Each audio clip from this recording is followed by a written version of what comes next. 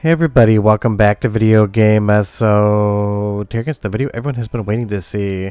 We're going to be putting Analogue 3D and its Nintendo 64 FPGA core up against MiSTer FPGA and the exact same thing. Now, obviously, Analogue 3D and MiSTer FPGA have two different developers, so we're going to be comparing both cores and see exactly how they run one versus the other. It'll definitely be a very informative and very interesting test.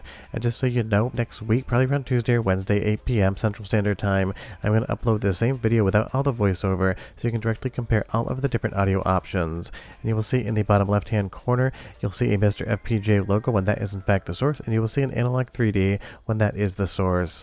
Before we get too far involved though, do me a huge favor down below, hit like and subscribe and ring that notification bell, definitely helps us out. And if you feel so inclined and want to support the channel, we got a Patreon link down below as well. And the TLDR or the TLDW didn't watch on this one is, both the MiSTer FPGA and Analogue 3D do an exceptional job of recreating an N64 in FPGA logic, and both of them is not going to be 100% accurate to real N64 hardware. Sorry to disappoint you on either front, but it's one of those things. These are both still in progress. Analogue 3D definitely has some updates that it needs, and ModRetro FPGA is responsible for updating the core on the M64. But as we go from one source to the other, honestly, if I didn't put the logos up here, you would be hard pressed to actually understand which one you're looking at. Now, I will say right off the top, having tested the 8-bit DOE controller on the N64 front, both on MiSTer FPGA as well as Analogue 3D, I cannot really recommend that for many games on the Analogue as far as some of the platformers are concerned. I really like the original N64 controller plugged into the front of the Analogue 3D or plugged into something like Reflex Adapt on MiSTer FPGA, just because some of the analog adjustments, the very fine ones in games like Mario 64, can be too touchy on the 8-bit DOE. But as we move back and forth, honestly, you'd be hard pressed to tell a difference. But let's go into a category in which we're definitely going to see a difference. There is a test ROM, and I'm going to run it both on Analogue 3D on the most recent firmware as well as on MiSTer FPGA. It takes about 5 seconds to actually run in the background. I'm running all of the tests, and then we're going to get a number, the success or failure rate. Analogue 3D failed 178 of 3,554 tests for a 94% success rate, and it has some issues in the TLB or translation look-aside buffer. On MiSTer FPGA, 21 of 3,554 tests were failed. It was a 99% success rate. So obviously there is a fundamental mathematical difference in the accuracy of both of these cores, but the question is that going to appear in gameplay? And just recently I did a video on why accuracy quote-unquote doesn't matter on the synthetic tests on the NES core, and I said sometimes even if one tests better than the other, you won't notice an actual gameplay experiences.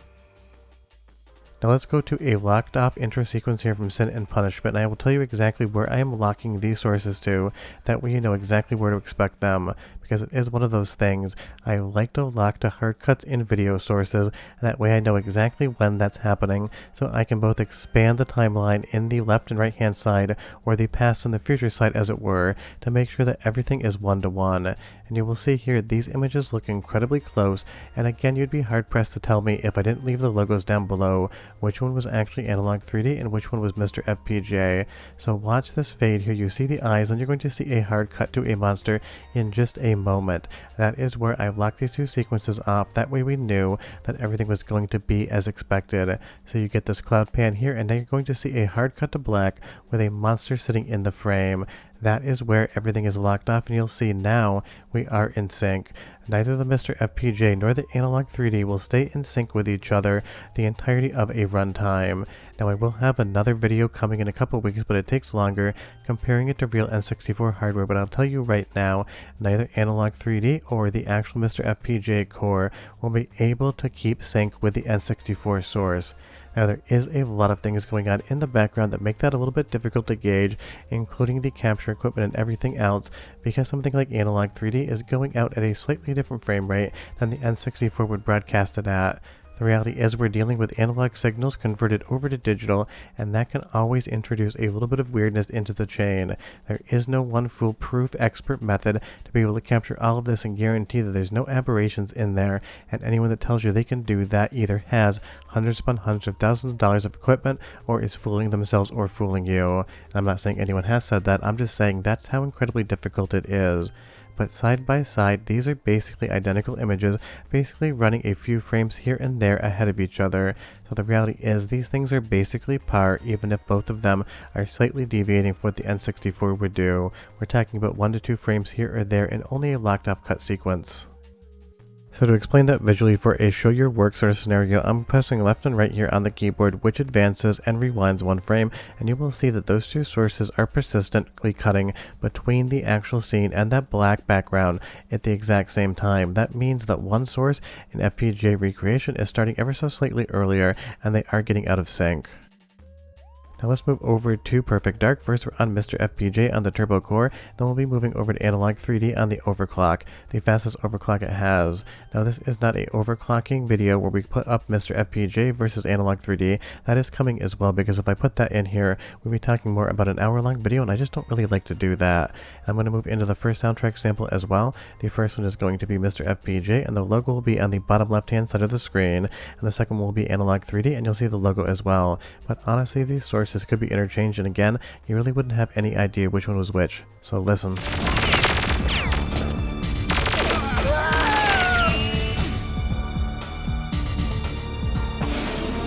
There's someone here. Why me?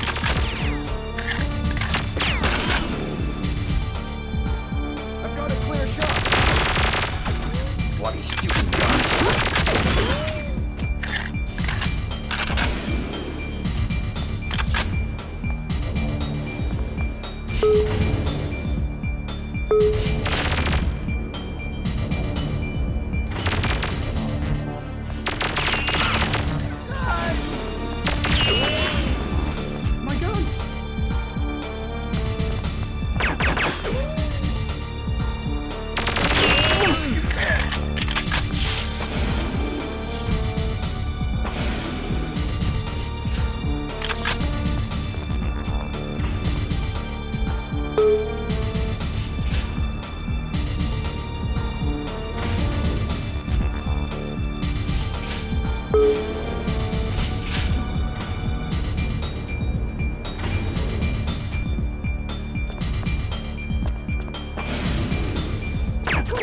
I mean, honestly, because it's outputting digital audio from the actual FPGA core, there's not really anything you would hear as far as the audio is concerned that would be different unless one core was absolutely screwing up the audio hardware.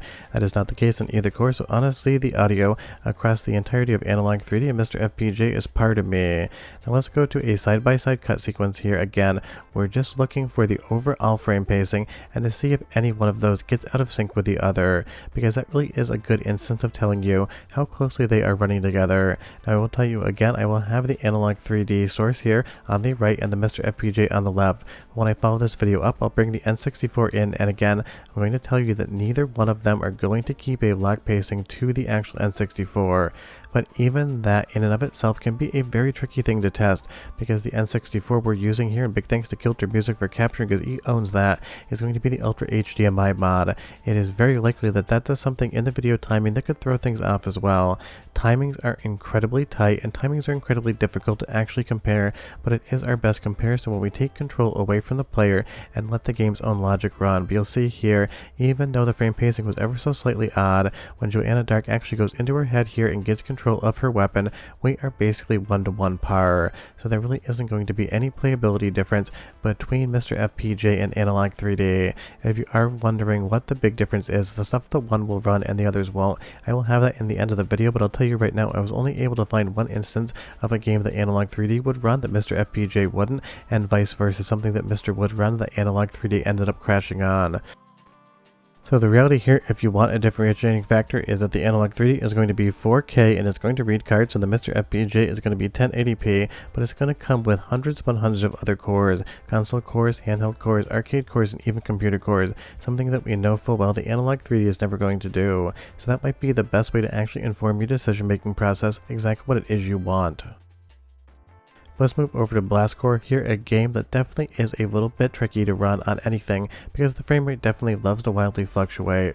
We're going to start here on the MiSTer FPGA core, and this is not overclocked. Everything else in the video will be stock unless I tell you otherwise. Then we're going to move over to the Analogue 3D stock core as well. And just so you know, it's going to be the second soundtrack sample as well in about 45 seconds. But again, putting these things next to each other, if I didn't actually give you logos, I don't think anyone, myself included, would be able to actually look at the footage and say, this is MiSTer FPGA or this is Analogue 3D. And that is a good thing. That means we have two different products on the market for N64 and FPGA that are basically doing an identical job. Let's get to that second soundtrack sample. First, you're going to be listening to MiSTer FPGA, then you're going to be listening to the Analogue 3D core. So go ahead and listen, and you tell me if you can hear any tangible difference between the two audio sources, and I'll be right back. That's great!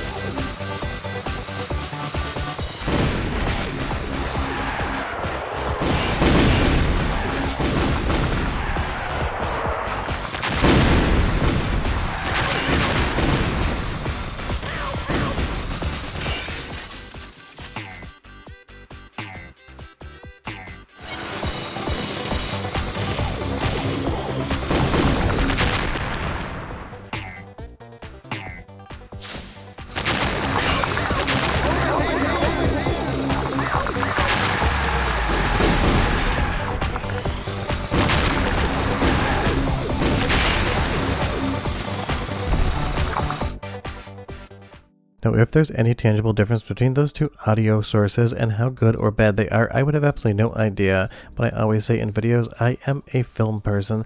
I have an MFA in direction and cinematography, and as far as audio is concerned, I have about 2 tin ears. Now let's move over to what is going to be a very long test here. This is the introductory sequence to Conker's Bad Fur Day. This is the sequence you get when you start a new file on a cart or on an actual file in MiSTer FPGA. And just so you know, the first frame that you see the Conker's Bad Fur Day logo fade in is what I lock this to. And you're going to see even more so than something like Perfect Dark, Conker's Bad Fur Day is going to get absolutely out of sync between the two sources. Now again, there's a myriad of different reasons why that could actually occur, and I will tell you again that neither of these sources is actually syncing up to actual N64 hardware. Now I could put my N64 that's not RGB or HDMI modded in to my scaler to see if I get a different result, but I really want to ask you guys a question that you need to answer down below. Yes, we always talk about accuracy, but it's one of those things, is one frame really going to make or break your gameplay experience, or would you never even know it was there if I didn't actually point it out to you? Now the goal is for all of these things to be 1-to-1 accurate with original hardware, but the reality is original hardware can be weird in and of itself. Maybe the capacitor is a little bit old and it does something strange. Maybe the HDMI mod you have in there has some sort of rounding thing going on with the frame rate, because generally you're going to be around 59.97 frames per second. 60 frames on an even average would be something slightly weird. The same way that when I shoot footage on my camera for these videos, I'm at 23.97 and not 24 frames per second even, because that would just be for telecine to get an actual film print made of that footage. But outside of talking about film stuff, you'll see here again in this introductory sequence, we're probably like maybe 15 to 20 frames off from when that actual Conker's Bad Fur Day splash screen went up. And if you're wondering which one gets closer to adhering to the actual cadence of an N64, you can leave some guesses down below as to why, but it is the MiSTer FPGA. It's about 6 frames closer than the Analogue 3D is when you actually lock it to the first time you see that Conker's Bad Fur Day logo fade in. But the thing is, maybe that logo's fading in slightly different timing on one of the cores. There are some things that I'll never be able to know, because you'd have to look at the source code and be able to actually understand exactly how things are being done. But here is an audio example of just how far off these are. Slightly annoying, but very informative. I don't feel good now. You guys enjoy yourself and all that, and I'll probably see you sometime. I gotta go home. I'll go this way. Oh, no, that's the toilet. Let's go this way.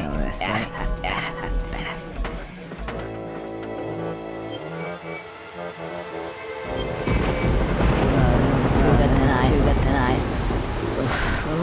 Another sec.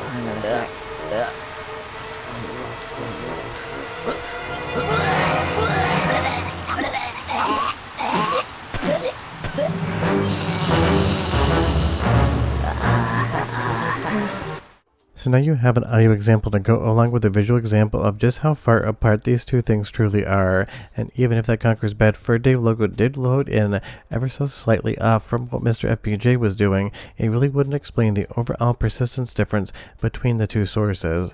Now, I don't want you to walk away from this thinking that Analogue 3D is quote-unquote bad, or I'm telling you it's quote-unquote bad because it's doing something ever so slightly out of alignment with real N64 hardware that MiSTer FPGA isn't doing. Because MiSTer FPGA is also slightly out of alignment with real hardware, it is just closer to that actual frame count than the Analogue 3D would be. And I know Kaze, the ROM hacker for N64, especially Mario, was just talking about the fact that maybe the timings and cycle accuracy on the Analogue 3D are about 15% off the mark from where they actually should be. But don't forget, Analogue 3D, just like MiSTer FPGA, is a living product, and even though Analogue really isn't very public about what updates are coming, and sometimes they go quiet for 6 months, we have had 2 new firmware since Analogue 3D launched, and that is what I am testing these on. It's very possible in 6 months this average will tighten up, and maybe these things will be 1-to-1 par.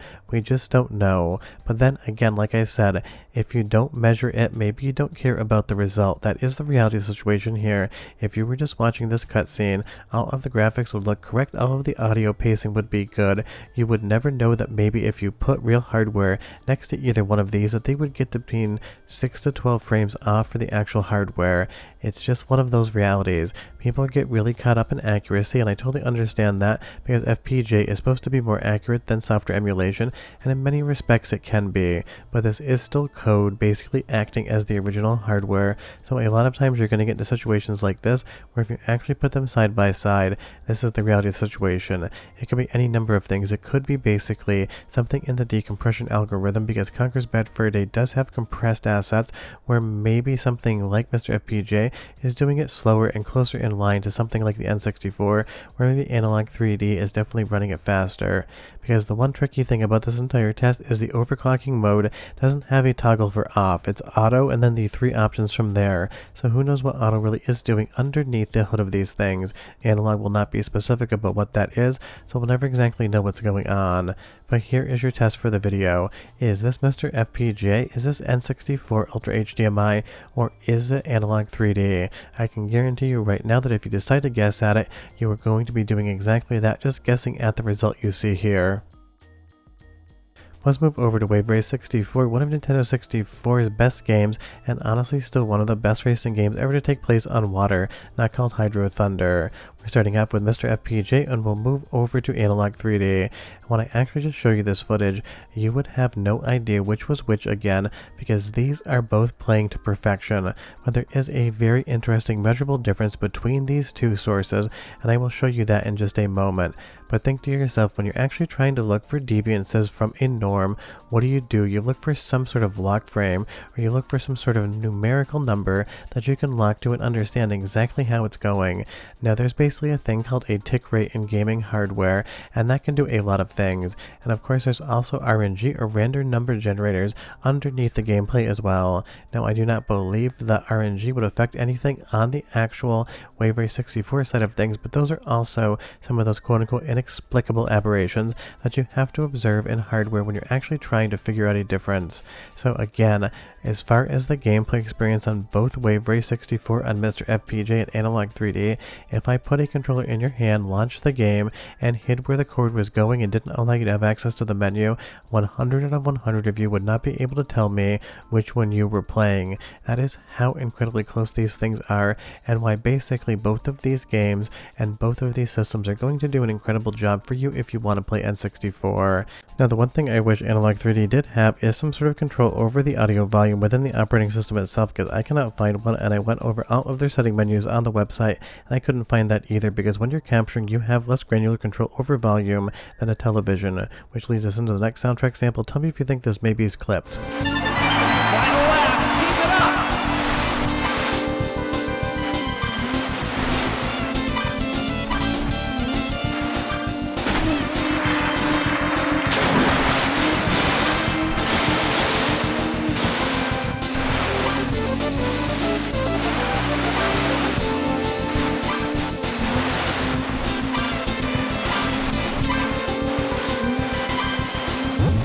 On 5!